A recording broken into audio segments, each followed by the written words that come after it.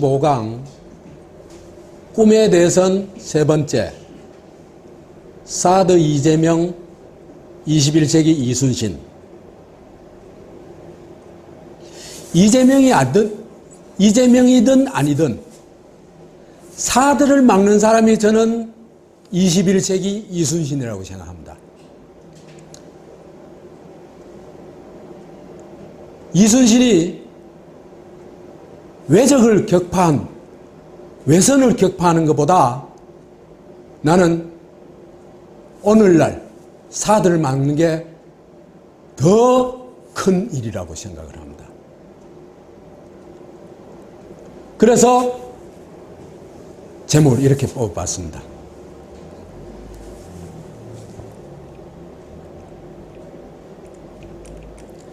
이 사진은 이재명이 작년 10월에 성주 갔을 때 비 오는 데서 그 집회에 참여했을 때 사진입니다. 이재명이요, 두 차례 사드 반대 집회 성주 김천에 참석했어요. 딴 사람들은 아무도 안 갔습니다. 성주에. 그러고 사드는 가능하면은 입에 안 올려요. 금기어가 되어 있어요, 사드는. 난 대통령 후보가 되려고, 대통령이 되려고 하는 사람이 사드를 금기어로 취급하고 회피한다는 건 도저히 이해가 안 가거든요. 그거 얼마나 중대한 일인데. 그런 면에서 볼 것 같으면 그런 면 하나만으로도 이재명은 다릅니다.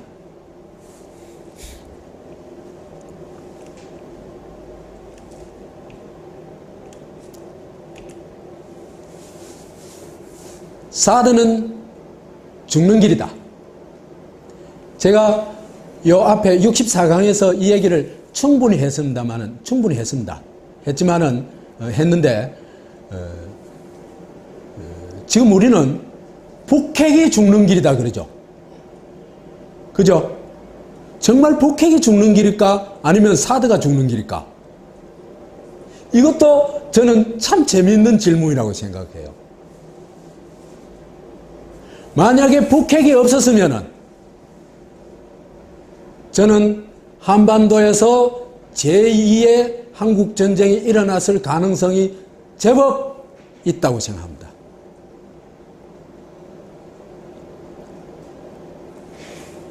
왜 그렇게 보냐?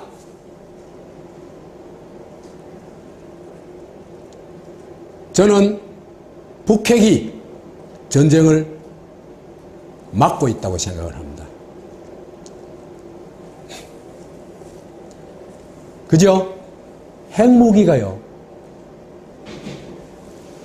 핵무기보다 더 강한 전쟁 억지력을 가진 게 있으면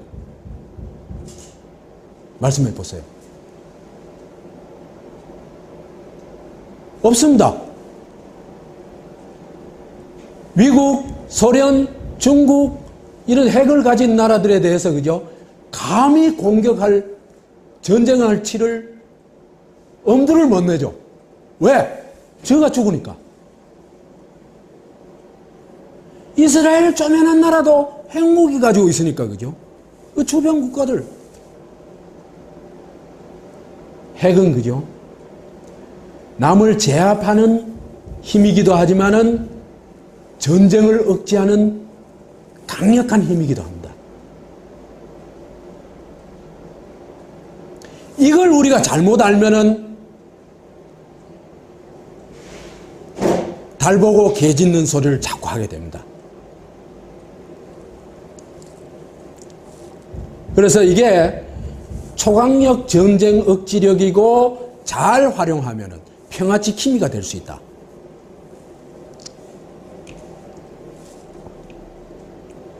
미국은요, 군산복합체 국가잖아요. 그죠? 그러니까 끊임없이 전쟁을 치러야 돼요. 2차 대전 이후에 일어난 전쟁은요, 거의 미국과 관련된 전쟁입니다. 미국이 일으킨 전쟁입니다. 다는 아니겠지만 대부분.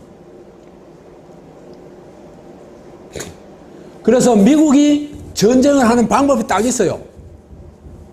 뭘 만듭니까? 인류의 공적 사탄을 만들어냅니다. 사탄을 만드는 방법은 여러 가지가 있겠죠. 그죠? 그래서 부시가 만든 사탄이 뭐였습니까? 악의 축. 그 핵심이 조선, 이란, 이라크 이랬죠. 그죠? 그런데 이라크는 당하고 조선과 이란은 안 당했어요. 핵심이 뭡니까? 핵무기입니다. 핵무기가 없으면 당하고 핵무기가 있으면 안 당하는 겁니다.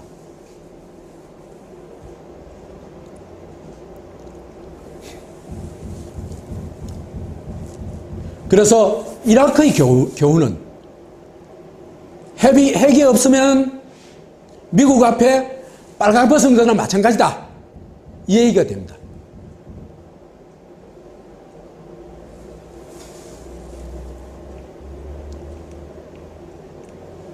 이렇게 볼 것 같으면요.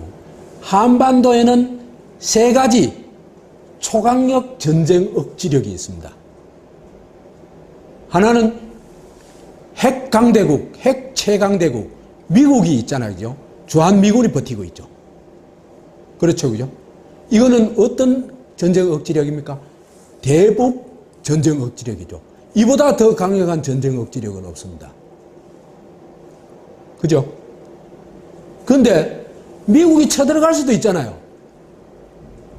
그걸 막아주는 건 또 뭡니까?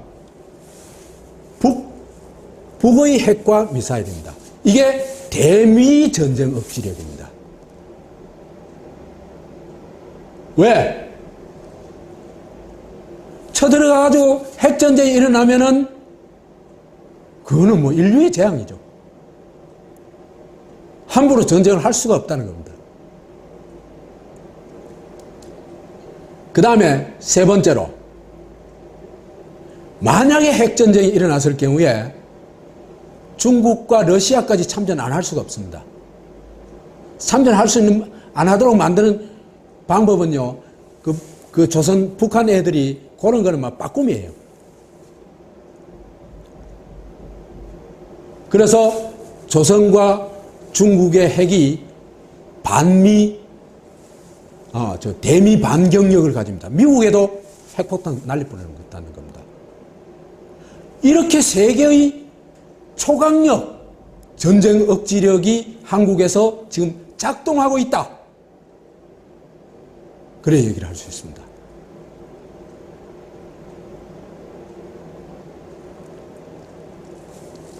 그래서 핵지뢰밭인 한반도, 이 핵지뢰밭에 역설이 있어요. 가장 위험한 지역이라는 면도 있어요. 그죠? 예를 들면, 핵발전소가 폭발해보면, 일본 꼴 나는 거죠. 그죠? 체르노빌 꼴 나는 거고. 그건 재앙을 안고 있는 겁니다. 그렇지만, 다른 한면은 그죠? 이게 강력한 전쟁 억지력이 되고 있다. 북한의 핵무기와 미사일, 핵이 10기 내지 20기가 된다 그러고, 지금 그저께 쏘아올린 북극성 2형이라는 미사일이 있었죠. 그거 보고 내가 깜짝 놀랐어요. 거기에 대한 이 해설들을 이래 보고는, 야, 이건 사드는 있어봐야 아무짝에 소용없는 거구나. 그게 증명됐다고 생각을 해요.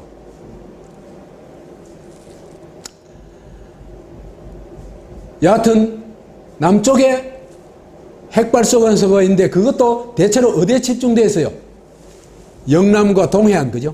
여기 집중되어 있죠. 그래서 이래 얘기를 할 수 있습니다. 북핵으로 남핵을 공격하면 어떤 일이 일어날까?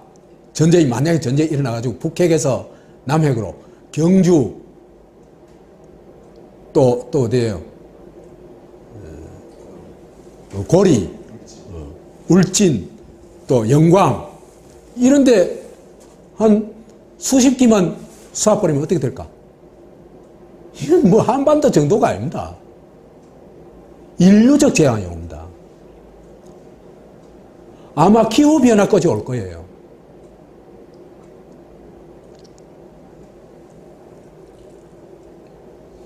그래서 이것이 오히려 한국의 전쟁을 막고 있다. 천만다행이다. 이래 얘기할 수 있습니다. 그러니까 북핵 가지고 너무 떠들 필요 없습니다. 북핵 가지고 떠들면 미핵도 떠들어야 되고 소핵도 떠들어야 되고 중핵도 떠들어야 되죠. 이스라엘 핵도 떠들어야 되고 핵무기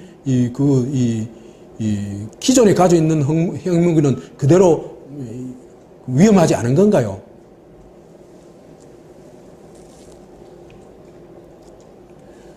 전번 시간에 얘기했던 미국이 이제 사드로 한국 죽이기를 하죠. 그죠? 일본 키우기 한국 죽이기를 하는데 이 작전에 말려들면은 우리 끝난다.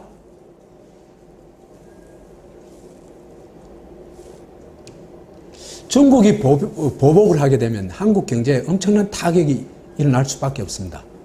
전번에 얘기했죠. 그죠? 교육이 중단되고, 교육이 확 줄어들고, 중국 진출했던 기업들이 철수를 해야 되고, 한류도 끝나고, 더구나,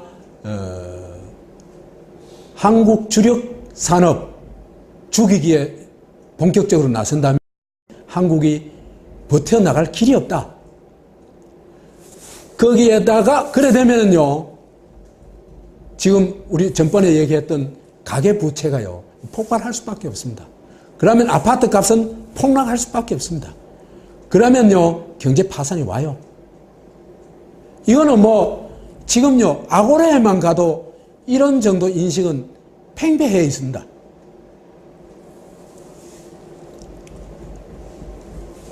그런데 경제 파산이 와도 살아남을 수 있는 사람은 얼마 안 돼요. 왜? 가족보장제도밖에 없어요, 한국은. 사회보장제도가 안 돼 있어요. 그럼 없는 사람, 한 80% 이상이 없는 사람은 그냥 죽어나는 거예요. 아마 자살자가 하루에도 몇천 명씩 나오리라고 봐요.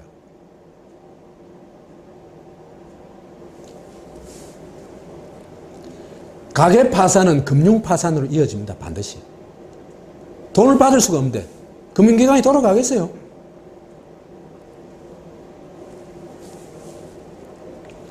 그러니까 사드에 얼마나 어마어마한 재앙이 장전되어 있는지 우리가 알아야 됩니다. 그렇기 때문에 다음 대통령은 너무나 중요한 역할이 부여되어 있습니다. 어떻게든지 사드를 막아야 됩니다. 그런데 유력 후보로 꼽히는 문재인과 안희정이를 보면은 참 웃고 싶어요, 그냥. 그래, 우리 한번 망해보자. 너 둘이 집권하면은 나라 반드시 망해. 내 이 얘기를 정말 엄중하게 경고합니다. 한국 민족에게 엄중하게 경고합니다. 문재인과 안희정이 집권하면요, 나라 반드시 망합니다. 왜 망하느냐? 문재인은 따까리, 전번에 따까리 얘기했죠? 칠푼이 따까리라는 거. 칠푼이 따까리인데도, 그죠? 이것도 아주 저질 따까리예요. 따까리 짓 하려면 따까리 짓에 충실해야 되겠죠? 그렇죠, 그죠? 그런데 또 요리조리 눈치 보면서 꼭 양다리를 걸쳐요. 양다리 걸치면요, 아무것도 안 되게 돼 있어요. 왜? 이랬다 저랬다 이랬다 저랬다 하기 때문에 될 일이 없어요, 그게. 칠푼이 따까리 노릇 한 거면 대선 승복해가지고 대선 부정 문제를 덮어줬죠. 세월호 특위 수사권과 기소권을 빼줬죠. 촛불 집회 때 테러 보장을 해줄 뿐만 아니라 퇴임 후에도 명예를 보장해 주겠다고 장담을 했죠. 이게 따까리 아니고 뭡니까?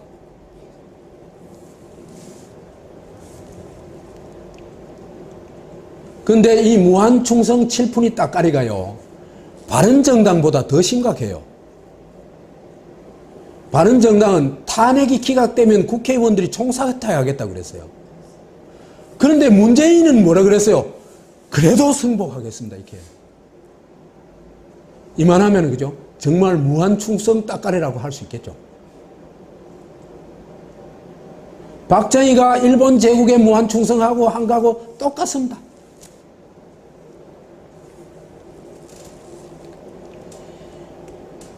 저는 정말 양다리계에 이런 거물을 본 적이 없어요. 양다리 걸친 데는 정말 최고의 수준이라고 최고급이라고 얘기할 수 있습니다. 이 사람 양다리 걸친 거 보면요, 노무현이한테 그 참여정부에 최고위직을 했잖아, 그죠? 그런 사람이 노무현이 죽자 말자 이명박이한테 익혔죠. 나는 사진을 다 찾아봤는데, 그죠? 문재인이 노무현한테 일하는 거를 본 적이 없습니다. 그런데 누구한테 이 짓 합니까? 이명박이한테, 박근혜한테 이 짓 하고 있는 겁니다.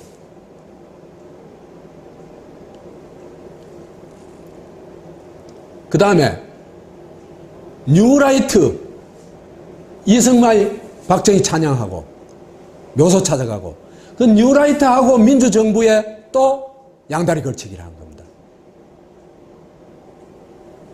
그 다음에 칠푼이와 세월호 유족한테 또 양다리 걸치기 했죠. 그 다음에 촛불과 박근혜한테 양다리 걸치기 했죠. 이 정도면 양다리계의 이 최고봉 아닙니까?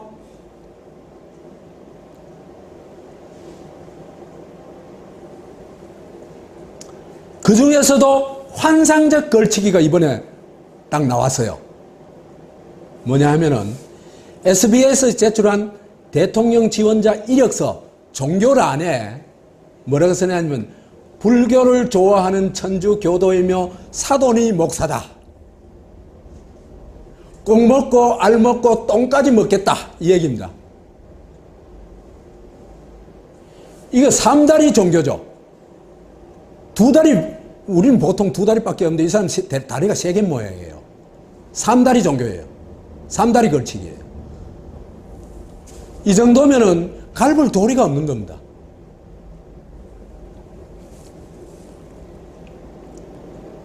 거기다가 자기의 생각은 거의 없는 사람이에요. 그래서 남 하는 거 따라 해가지고 그 사람 거 홀딱 뺏어 먹고 이 짓을 계속해요. 국회의원, 이 사람이 그죠? 국회의원 직무 수행이 300명 국회 중에 완전 꼴찌예요.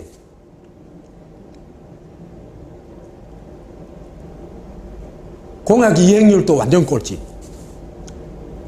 그 다음에 당대표를 하면서 리더십이 없는 거는 그래도 봐줄 수 있는데 이 사람 팔로워십도 없어요. 팔로워십이 있으면은 국민의 뜻에는 따르잖아. 주권자의 뜻에는 따르잖아. 그 능력도 안 돼요.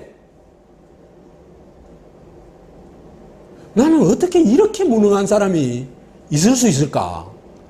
그게 참 신기해요. 안철수 땡깡 부릴 때 땡깡을 맞잡아 치지를 못했어요. 그냥 깨갱이 했어요. 당장 그저 안철수한테 너는 평당원이야 이렇게 얘기를 해야 돼요. 당의 절차를 밟아 이렇게 얘기해야 돼요. 네가 하는 짓이 그게 법과 규정과 당을 무너뜨린 일이라는 걸 얘기를 해야 돼요. 그런데 그 앞에 깨갱하고 있어요. 이런 사람이 대통령이 돼가지고 좀 흰센 사람 만나면 다 깨갱할 거 아니에요. 이명박이한테 깨갱, 박근혜한테 깨갱, 안철수한테 깨갱. 앞으로 누구한테 깨갱할까? 그래서 깨갱 문재인이다. 제가 이름을 붙여주고 싶어요. 그리고 총선 직전에 그죠, 당대표직을 사퇴한다는 것은 총선을 수행할 능력도 안 된다는 걸 스스로 보여준 거예요. 그리고 데려온 사람이 뭡니까? 박근혜 꼬봉 하나 데려온 거예요.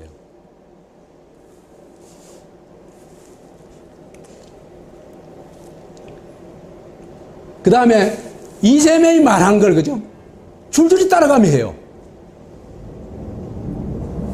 이재명이 루즈벨트 신뉴딜 정책을 하겠다 하니까 자기는 루즈벨트 존경한다 그러고, 적폐청산을 하겠다 하니까 자기도 적폐청산하겠다 그러고, 대청소하겠다 그러고, 그 다음에 재벌 해체하겠다 하니까 재벌 해체까지는 못 하고 재벌 개혁한다 그러지만은 그건 재벌 개혁이 아니고 재벌 도와주는 거거든 사실은요.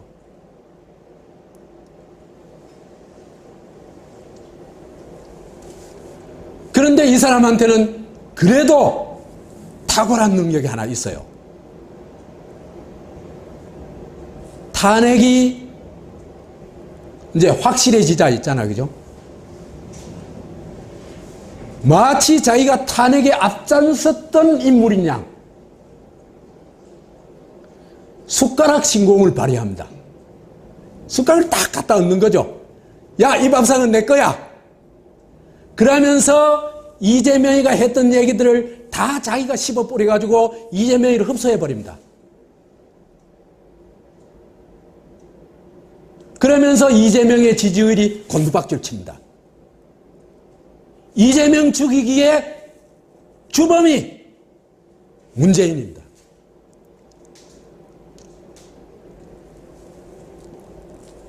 이런 사람이요, 정권 잡으면 뭐가 됐냐면 7푼이 정권에서 8푼이 정권으로 바뀌는 것이 불과해요.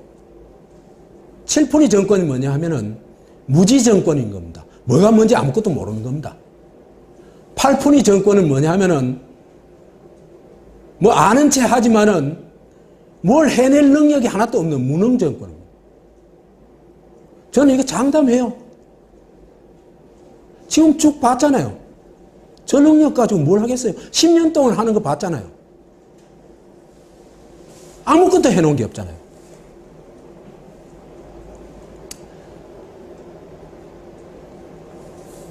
팔푼이의 사드 대책도 참 기가 막혀요. 다음 정권에서 결정하겠다. 러시아와 중국을 설득하겠다 이래요. 아니 이미 결정됐는데 다음 정권에서 결정은 무슨 결정? 이런 결정을 2번 하는 법이 어디 있어요? 이거는 무지를 그대로 드러낸 거예요. 사드에 대한 무지뿐만 아니라 한미 간에 이미 결정된 것도 모르고 하는 얘기예요, 이거는. 이런 사람이 어떻게 대통령이에요?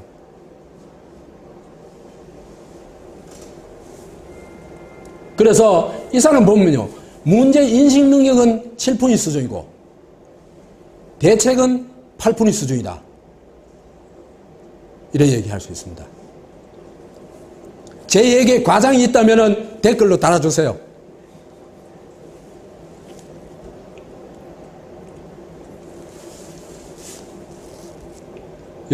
안희정의 사진을 하나 가져왔는데요.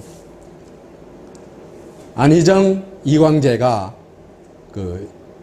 이 사람 이름 뭐죠, 이거?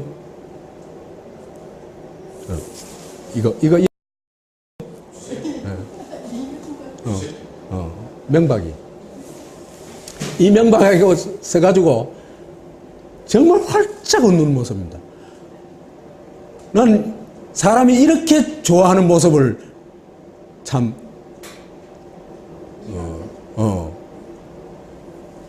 요게 안희정이고, 요게 이광재입니다. 그래서, 그죠? 요게 언제 사진이냐 하면요. 노무현 대통령이 서거하고 난 1년 4개월 후의 사진입니다. 1년 4개월 후에 익하고 있습니다. 그래서 이래 얘기를 할 수 있습니다. 노무현의 좌희정 우광재 그랬죠. 그렇죠. 1년 4개월 후에 어떻게 바뀌었냐. 이명박의 좌광재 우희정으로 바뀌었어요.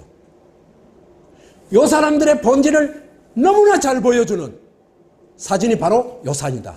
저는 그렇게 봅니다.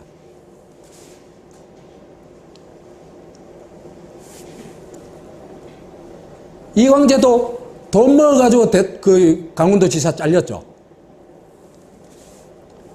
이 친구도 돈 70억 이상 그 정치자금 수금 따까리 했죠.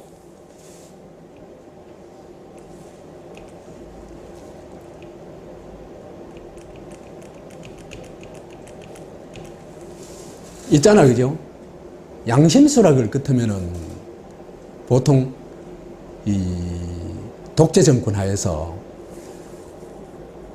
양심이 시키는 일을 하다가 감옥에 간 사람들 아닙니까? 그죠? 그렇죠? 그럼 정상적인 민주주의 국가에서는 있을 수 없는 일이죠. 그런데 세계 최초의 정말 이상한 희대의 양심수가 등장합니다. 뭐냐 하면은 정치 자금 받아먹고 감옥 간 사람을 문성근 등 친노 세력들이 양심수라고, 안희정인 양심수라고 법원에다가 279명이 탄원서를 낸 거예요. 난 친노, 이 사람들 정말 미친놈들 아닌가 모르겠어요.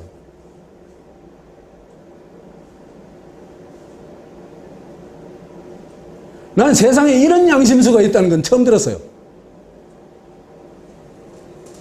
근데요, 70몇 억쯤 받은, 세 건이에요, 세 건. 하나는 재벌들 쭉 한테 받은 거. 그 삼성한테 30억 받고, 그랬고, 안희정이 내 얘기할 때 그거 다 상세히 설명할게요.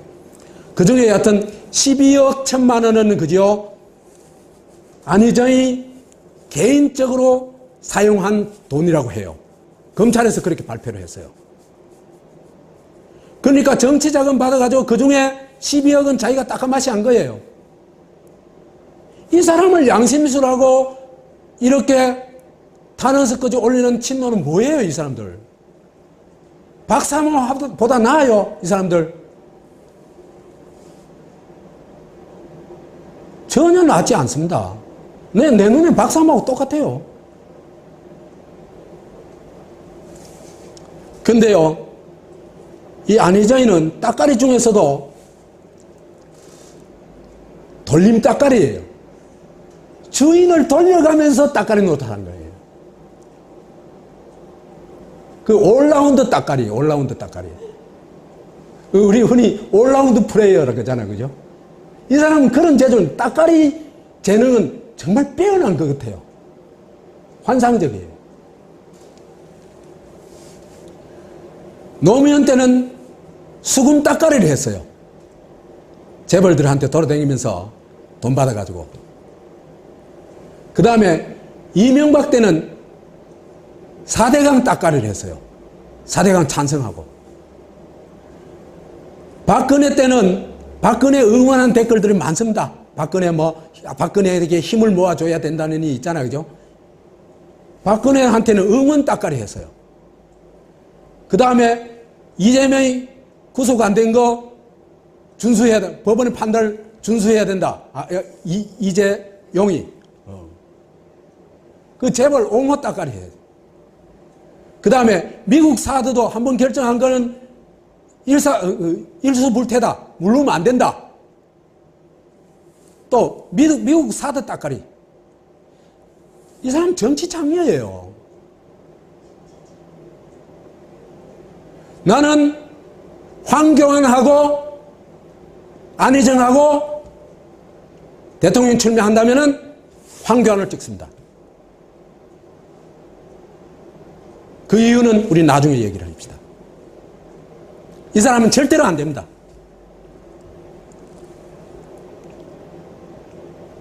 남자 최순실이다.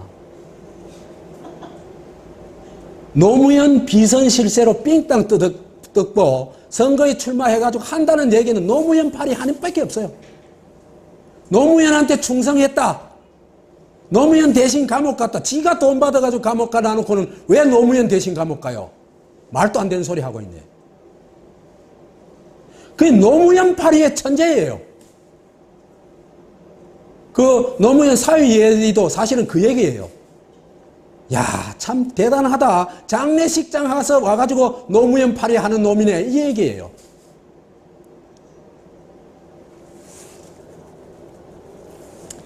이런 인간이다 보니까 정말 희대의 사드 대책을 내놓습니다. 사드 배치에 대한 중국이 전방위 보복을 하면 어떻게 할 거냐 하니까 이래 대답해요. 중국은 5천년 역사를 함께해온 우리의 이웃 국가이자 친구로 이런 한두 건으로 나빠지지 않을 거라 생각한다. 골이 막 쑤셔요. 나 저런 인간이 어떻게 대통령 출마했다고 나올까? 아니 이거는요. 그 중학교 학생만 돼도요. 아, 사드는 이런 이유로 찬성하든지 이런 이유로 반대를 하든지 이렇게 하지 5천년 친구다 이런 황당한 소리는 안 해요. 안희정의 말이 전신만시 이런 얘기입니다. 구름 잡는 게 아니고 구름 타고 다녀요. 안희정이는 손오공이에요. 손오공. 그래서 이 사람 보면요. 문제 인식 능력은 7푼이보다 더 떨어져요.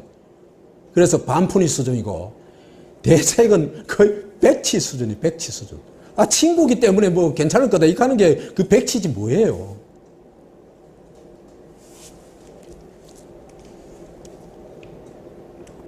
그래서 제 혼자 생각은 안희정 현상을 이래 지켜보고 있으면 그냥 안희정이가 20% 지지를 받는다. 그냥 조용히 한국을 떠나고 싶어요. 이 나라에 무슨 희망이 있냐. 제가 장담을 합니다. 가장 빨리 망하는 길로 가려면 안희정 찍으면 됩니다. 제가 보기에요. 1919년을 못 넘길 겁니다. 안희정이 대통령 되면은. 2019년을 못 넘길 겁니다.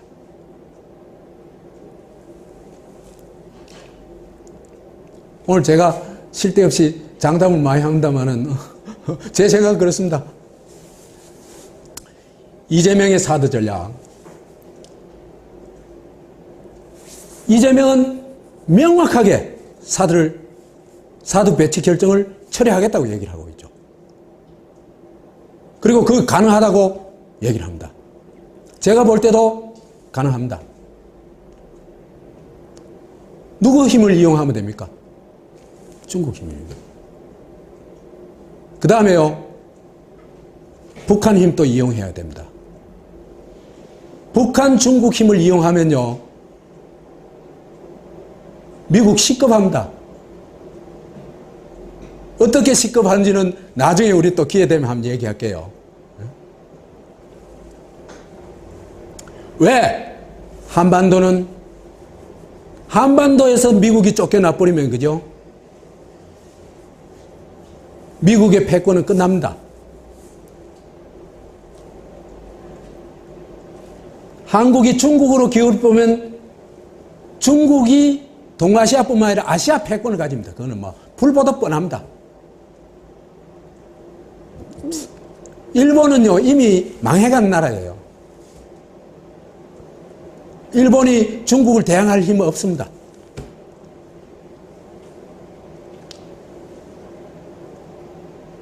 그리고 그렇기 때문에 미국과 중국이 둘 다 한국과 좋은 관계를 맺는 게 절대적으로 필요해요. 이걸 우리가 활용해야 되는 겁니다. 양손에 떡을 들고 어느 거 먼저 먹을까? 이쪽 한 입, 이쪽 한 입 이래 비먹어야 돼요. 양손에 수류탄 들면 이거 왜 돼요? 죽는 길입니다. 그죠? 우리가 지금 양손에 수류탄 들라 그래요. 미쳤죠? 그게 사드입니다. 사드입니다.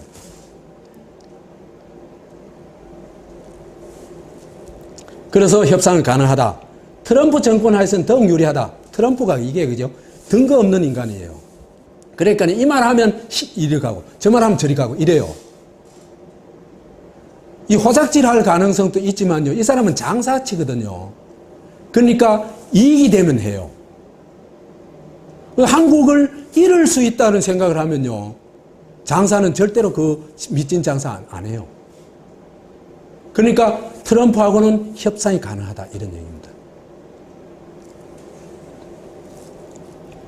그래서 이런 그 사들을 철회시키면서 추구하는 이재명 노선이 자주적 균형 외교를 추구하겠다 얘기했는데 이건 사실은요 좋은 노선이긴 한데 약간 부족해요. 2% 부족해요.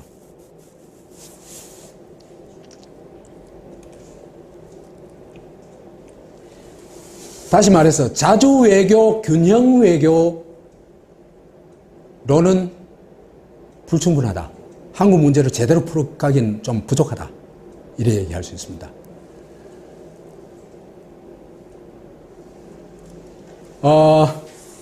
왜 그러냐 하면요. 균형 외교라는 건, 자주 외교는 좋아요. 균형 외교는요, 여기는 이쪽 저쪽 등거리 외교를 한다는 거거든요. 그러면 국익은 약간 어느 정도 얻을 수 있지만 우리가 추구하는 가치 있잖아요. 그죠? 그게 배제되어 있어요. 우리가 뭘 추구하는가가 더 중요하죠. 그렇죠? 기업을 하더라도 무엇을 해가지고 이 기업을 통해가지고 내 이윤도 얻고 사람들의 편의도 높이겠다. 이게 중요하죠. 그렇죠? 이쪽 뜯어먹고 저쪽 뜯어먹고 그것보다 더 중요한 내가 추구하는 가치입니다. 그래서 한국이 국가 전략으로 추구하는 가치를 명확하게 할 필요가 있다. 그래서 자주적 평화 주도 전략으로 나아가는 것이 옳다. 이렇게 생각합니다. 지정학적 위치로도 그렇고 한국이 번영하기 위해서도 그렇고 한국이 당당한 주권국가가 되기 위해서도 그렇고 인류사를 위해서도 그렇다는 얘기입니다. 민족 통일을 위해서도 그렇고.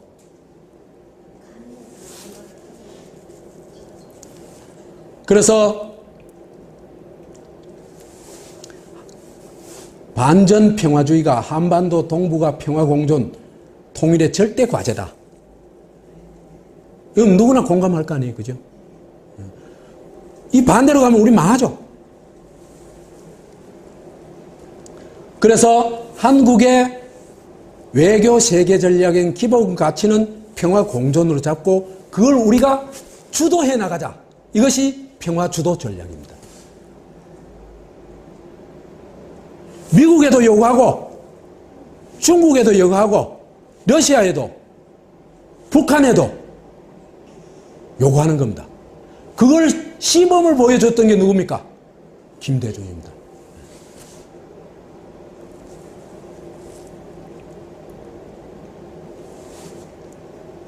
그래서 평화주도 친친 외교의 시범을 보여줘가지고 제가 볼 때는 그죠? 조선 왕조 이래 한국이 최초로 국제 전략을 가지기 시작했어요. 김대중 때 와서. 그 이전에는요, 우리가 독자적인 국제 전략을 가질 수가 없어요. 왜? 중국의 어떤 국제 전략이 안 따를 수 없고, 그죠? 그 다음에 미국 시킨 대로 하니까 우리한테 국제 전략이 뭐 필요가 없어요. 미국 시킨 대로 하면 돼요. 미사일도 요만큼만 해, 하면 하고. 그러니까 우리가 독자적인 역량을 갖추게 되면서 독자적인 국제 전략을 가지게 됐다. 그래서 민족 친화, 남북 평화를 추구하고 동북아 친화, 동북아 평화 체제를 추구하고 그 다음에 세계 평화도 주도할 가능성을 보여줬죠. 그래가지고 이 유라시아 철도 연결도 주창을 하고 그래서 받은 게 뭡니까? 노벨 평화상이죠. 김대중은요 노벨 평화상을 받을 충분한 가치가 있는 역할을 했습니다.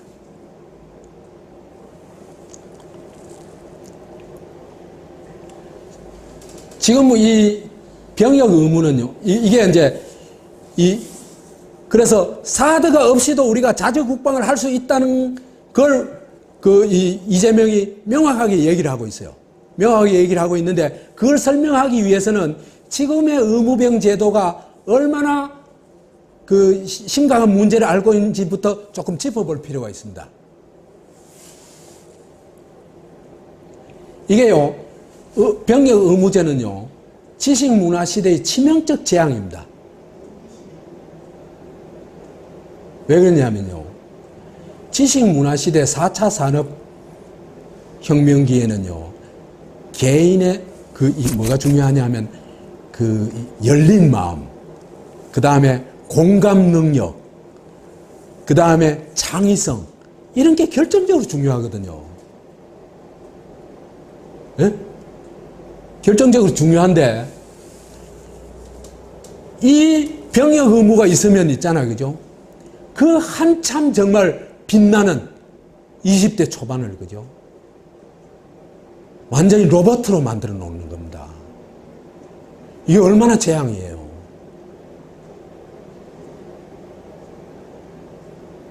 이건 안 돼요. 그래서 창의성이 발휘될 수 있는 10대 말과 20대 전반을 정말 자유를 만끽하도록, 그래서 자기의 가치를 충분히 추구하도록, 그 다음 사람들이 모여서 공감을 발휘할 수 있는 그런 유대를 만들어주도록 우리가 노력을 해야 됩니다. 그런데 줄 세워가지고 하나 둘 경례 이 짓 하고 있는 거 안 돼요. 그거는 미친 짓이에요.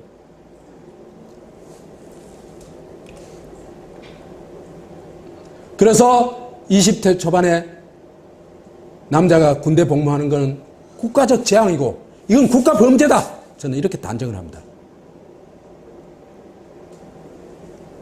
그래서 군대도 전문 군대로 바뀌어야 된다. 그런데 전문 군대로 바꾸는 게 하루아침 되질 않아요. 그래서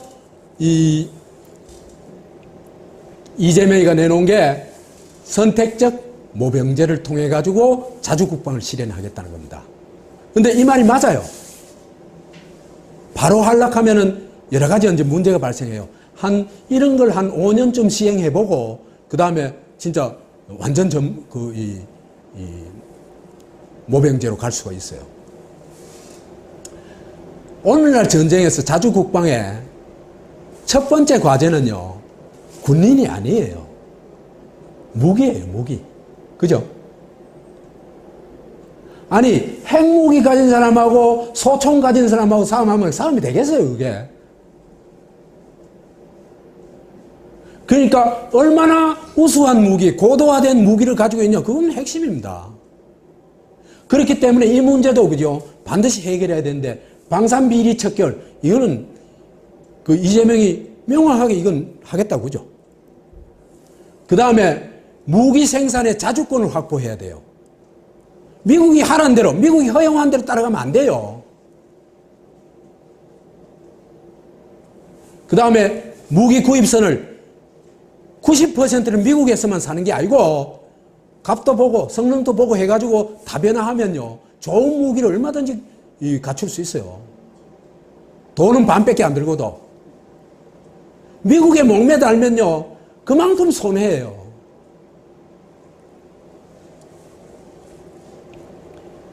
그래서 첫 번째가 이제 무기를 고도화하는 것이고, 두 번째는 우수한 전투력을 가지는 겁니다. 이 전투력이 옛날에는 근육의 전투력, 소총수들의 전투력, 그거였죠. 지금은 무기를 얼마나 제대로 잘 다루느냐, 전투력입니다. 말하자면 전문성입니다. 그래서 전문성이 얼마나 되냐, 그건 전문 인력을 키우면, 전문 군대를 키우면 되는 겁니다. 그 전문 군대를 키우면서 의무병까지 전문 군대 키우는 가능하겠어요? 불가능합니다. 최소 한 5년 정도는 복무할 수 있어야 되겠죠.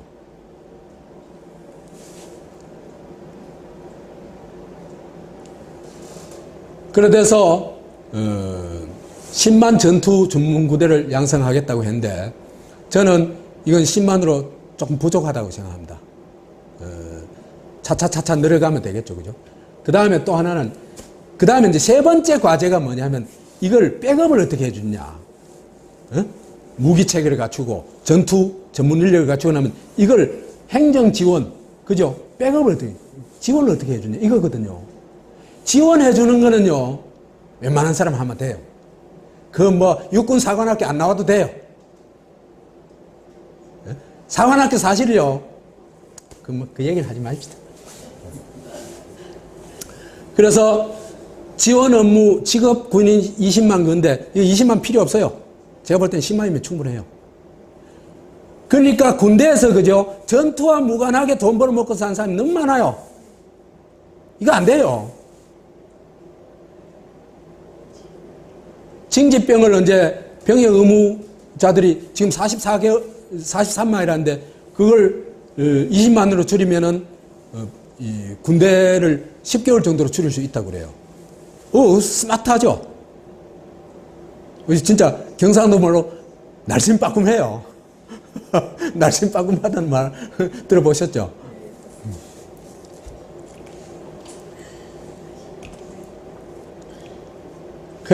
요 그림인데 뭐 요건 참고하십시오. 스마트 강군 10만 명 양병하는 계획을 도표화한 것, 그림으로 그린 겁니다. 그 다음에 미군기지를 우리가 힘이 좀 더 생기면은 벗어나가지고 당당한 주권 국가가 돼가지고 기지 사용료까지 받아야 되겠죠. 그렇죠? 이것도 우리가 힘이 생기면 할 수 있습니다. 이재명이 정도 되면요, 저는 이것도 상당 정도 이룰 수 있다고 생각을 해요. 진짜 의지의 문제입니다, 이거는.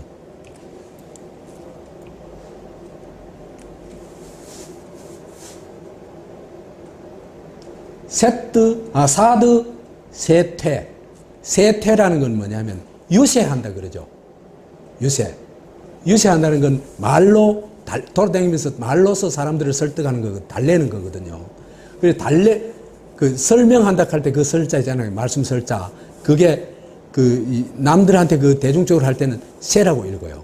그래서 이제 이 말로서 사들을 퇴출시키는 거.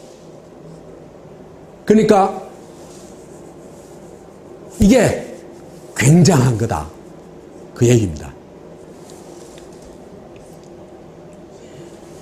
정명가도와 중국 포위 사드. 일본이 그죠? 일본 통일을 하고 나서 이제 조선 침략을 하죠.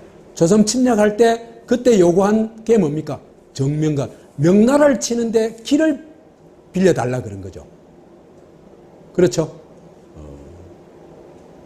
근데 그래가지고 이걸 잘못 대응해가지고 어떻게 됐습니까? 초토화됐죠.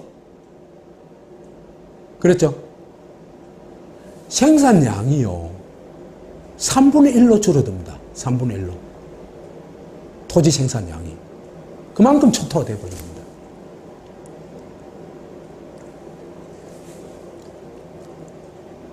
그런데 이 정명가도는 그죠?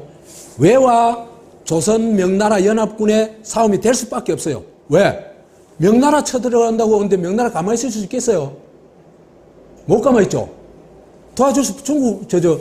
조선을 도와줄 수밖에 없겠죠. 그래 와가지고 도와주기 때문에 이 싸움은요, 장으로 가면은 2차 대전 때 중일전쟁에서 결국은 일본이 패했듯이 이 싸움도 일본이 패하게 돼 있는 싸움이에요.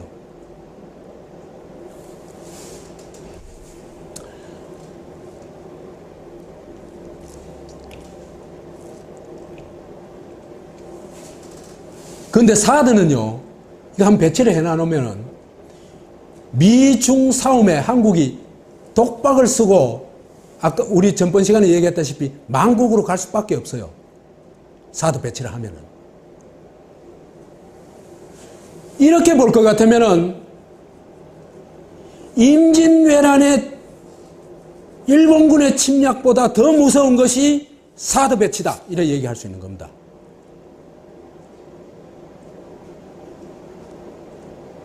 이거 무시무시한 겁니다. 그런데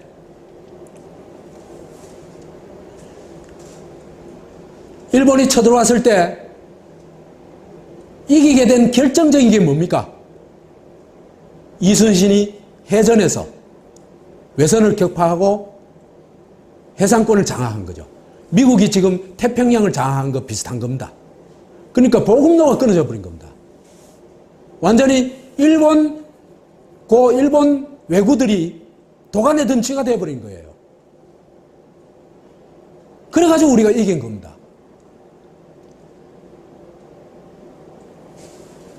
그러니까 이순신의 외선 격퇴가 승리를 하고 조국 수혜의 어떤 기반이 되죠. 그렇지만 그 대가는 너무나 엄중했던 겁니다. 그죠? 그런데 만약에 이재명이 집권해가지고 사드를 미국을 달래가지고 돌려보낸다면 이게 세태죠. 말로서 돌려보내는 거죠.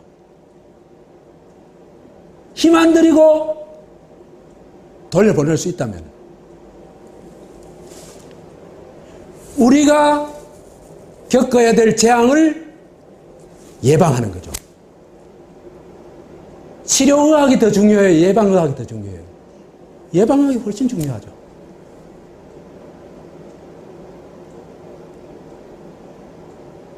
그래서 이렇게 볼 때 사드를 세퇴한다면 이거는 정말 21세기 이순신의 역할이다.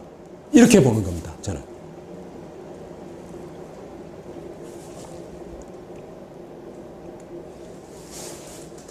그리고요. 사드를 진짜 돌려보내면은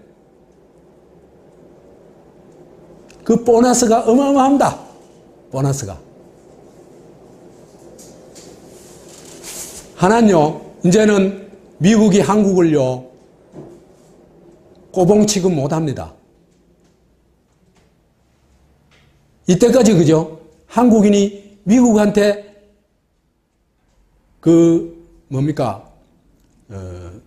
김대중 노무현 경우에는 노혹한 적은 있지만은 그렇더라도 이렇게 있잖아요. 그죠? 정면으로 거부한 건 아니거든요. 근데 이때까지 한국이 그 말 잘 듣던 한국이 사드를 딱 거부해가지고 그걸 돌려보낸다면요. 그때부터는요.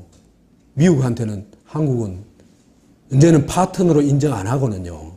내하고 대등한 존재로 인정하지 않고는 아무것도 해낼 수 없습니다. 그래서 한국은 당당한 주권국가가 될 수 있습니다. 이것이 한 번의 협상에서 얻을 수 있는 가장 큰 소득이겠죠. 그래 되면은 아까 얘기했던 10만 양병이라든지 이런 걸 통해 가지고 자주국방을 하면서 평화주도로 번영과 민주공화국의 길도 열어나갈 수 있다. 그렇게 얘기할 수 있습니다. 이렇게 되면은 한 5년간에 이것만 해내도 그죠? 다음 대통령은요. 우리가 잘만 뽑으면 21세기 세종을 맞을 수도 있습니다. 세종을 만들어낼 수도 있습니다. 난 그런 인물들은 어디엔가 있다고 생각해요. 한국이요. 생각보다 인재의 보고입니다. 저는 그렇게 생각을 합니다. 그래서 이재명의 이런 어떤 그 사드 철회, 그 다음에 이 자주국방 이런 걸 통해 이런 게 어느 정도 정착되고 나면은 평화주도 전략을 통해 가지고 동북아 평화체제를 구축하고 민족 경제 공동체를 결성하는 길이 열리고 이런 길을 개척할 수 있다면 그 사람이 바로 세종이고 그것이 바로 대한민국 민주공화국이라고 생각합니다. 우리 같이 민주공화국으로 가봅시다. 고맙습니다.